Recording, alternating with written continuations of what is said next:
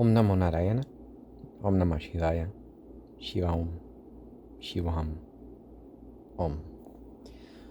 Welcome to another Satsang with your host, Chuck the Yogi from the Yogi Cave as we slide hard and fast down this Kaula Jnana Nirnaya spiral. So where were we?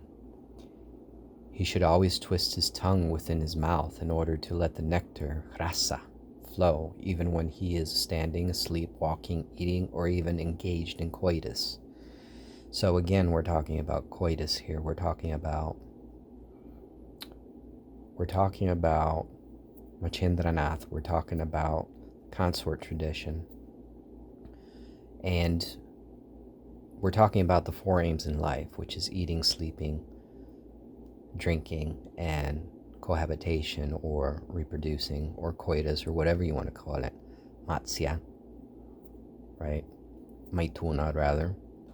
So this is what we're talking about. We're talking about being able to be in that state of samarasa, because rasa, nectar, right? We're talking about that substance, that amrit, right? That flows from the inner sanctum down, but we're also talking about samarasa, which means equanimity, but also a continuous flow of nectar. So this is a perfect example as to how Sanskrit, just like Hebrew, can have different layers of meaning, right? So this idea of being permanently in the state of flow, which is called what? There's all kinds of names for it, right? Chandali, right? Names and names and names. They're all defining one and one thing alone, which in the West we could call code fusion. But Tumo, Chandali, Tapasya, so forth and so on. There's just different names for the same thing, all right? Then death does not befall him within a year. He will achieve the power to move in different spheres by fixing his mind and the heart till he goes beyond the mental state. The state of the mind that's constantly rattling and going around in circles, the monkey mind, the hamster wheel mind. In this way, he can defeat imminent death within half an hour. The way of preventing death, which should be carefully concealed, has now been revealed. Chapter 7. Devi said, O Natha, O Master, please tell me about the three principles and the science of preventing the graying of the hair. Also the removal of old age and death. I take refuge in you. Bhairava said, O Mother of Heroes, listen to the science of preventing aging. One should fix his tranquil mind on the Devi's chakra.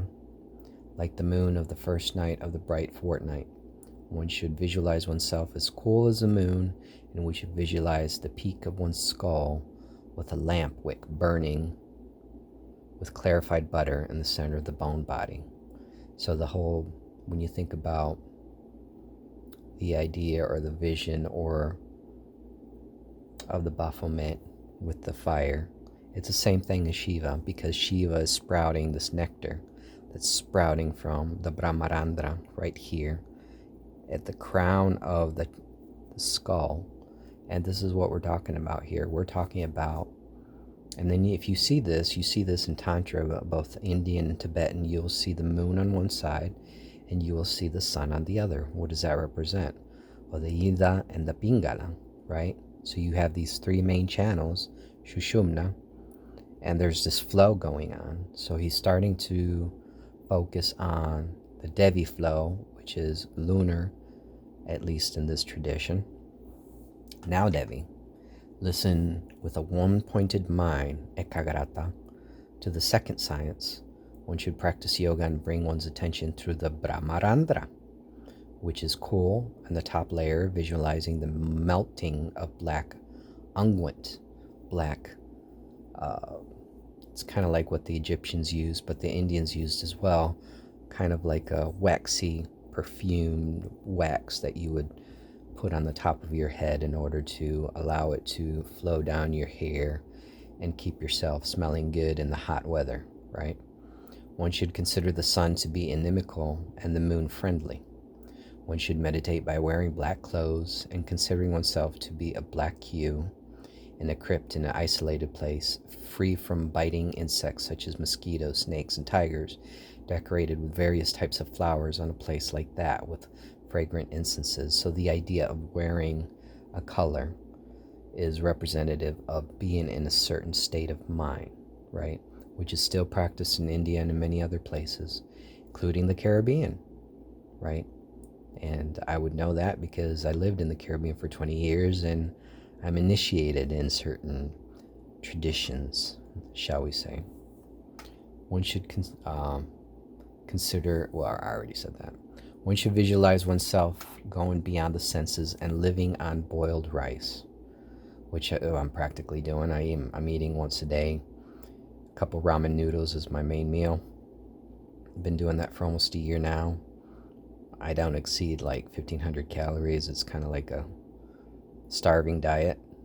And yeah, just like Jesus said, not only from words does man liveth, but from bread does man liveth, but from the word of God. And what is the word of God?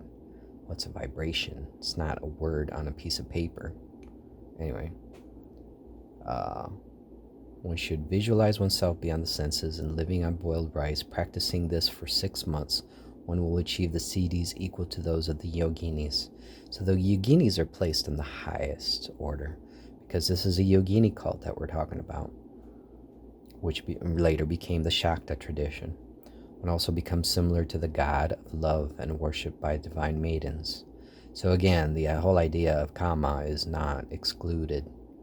That happened later on with the Natha tradition and the ashram tradition. Oh, beautiful one. One should visualize the 3 centers placed in the Brahmagranthi.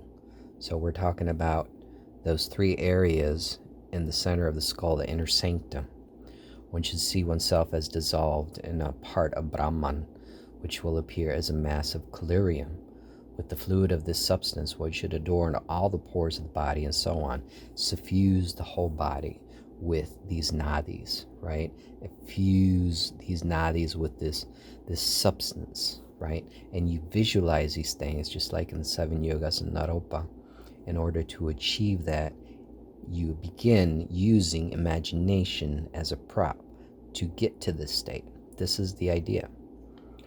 By meditating in this way, within months, when one comes back to normal everyday life, one becomes nourished and perfectly youthful. There is no doubt about this. One should visualize the chakra of the 16 petals within the nerve center, the granthi, of the point, which is a black color and in a fluid state. It is also adorned with 16 vowels, which rise with the speed of a firefly to the Brahmarandra, where it dissolves. By practicing this for 6 months, even an old man gains youth.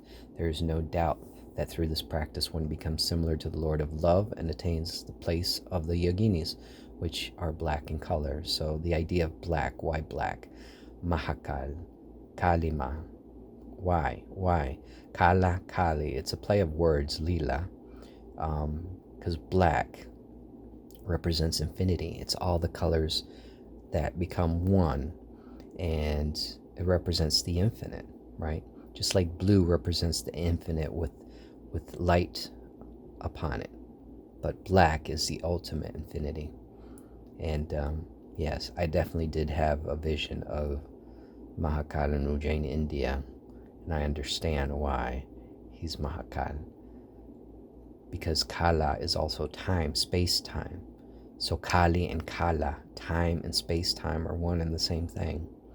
And moving beyond all that, even this infinity within infinity within infinity, well, it's represented as a black color, right? So it's the ultimate, most powerful color that you could use, and this is why it's encouraged in this moment.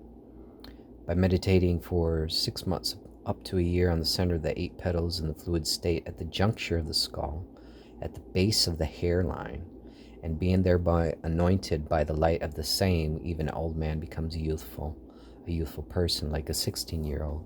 He will be liberated from old age, death, and all types of diseases. One also becomes capable of creating and destroying, like the yoginis.